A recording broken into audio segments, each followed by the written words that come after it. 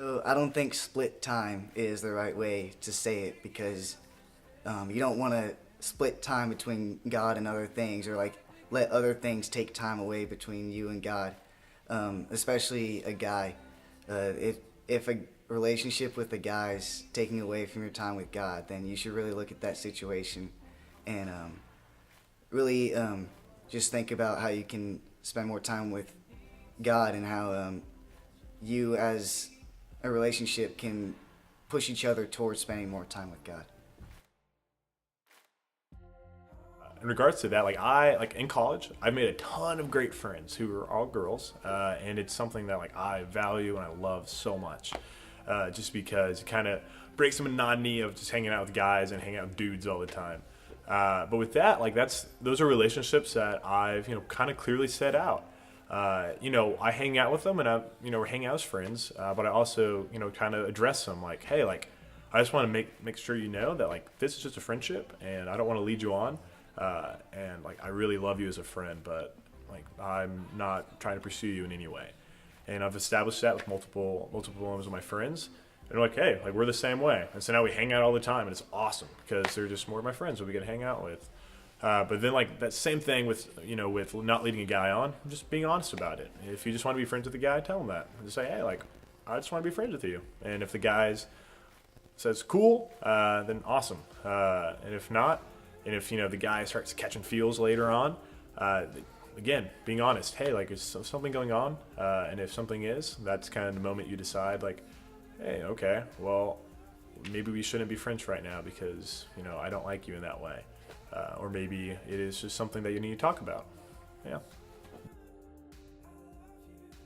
Yeah, absolutely. I would date someone who's not a virgin, because one thing, what Jesus did on the cross makes you clean.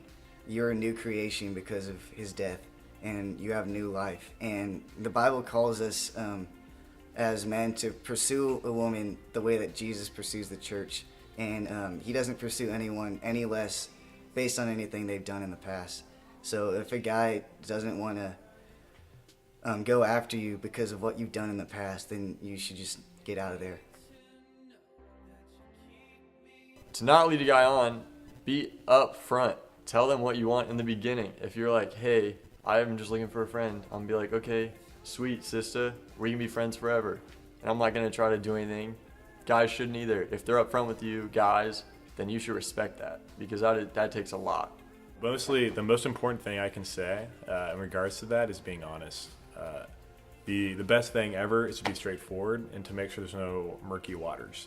So if you don't like someone, maybe the best way to do it is just, hey, like the guy asks you out, or if the guy's, really trying to pursue you, to kind of kindly tell him that.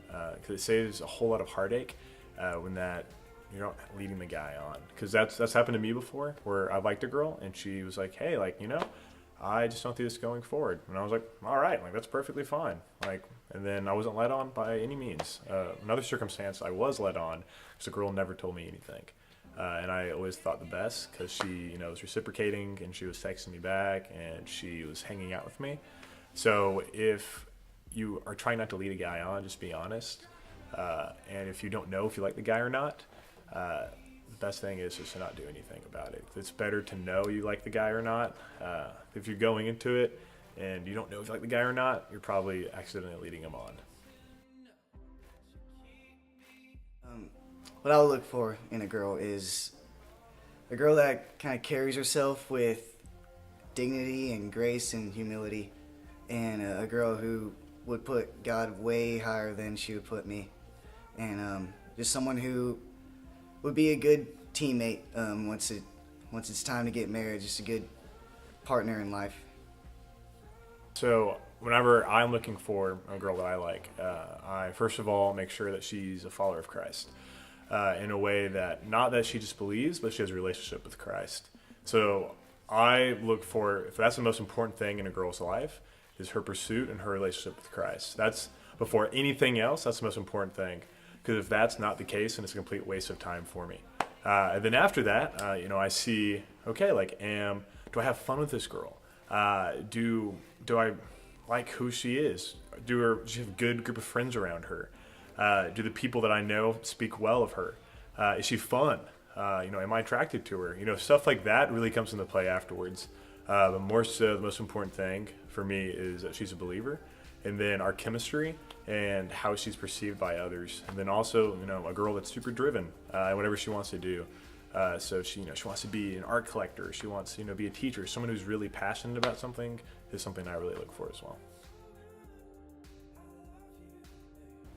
Well, just to be honest about that one, it's easier. That's the reason, is it's easier, but that doesn't mean it's worth it, because, God doesn't tell us to do what's easy. He tells us to do what will give us more joy in the long run. And if you guys don't see that now, I just pray that they will. So good. Great.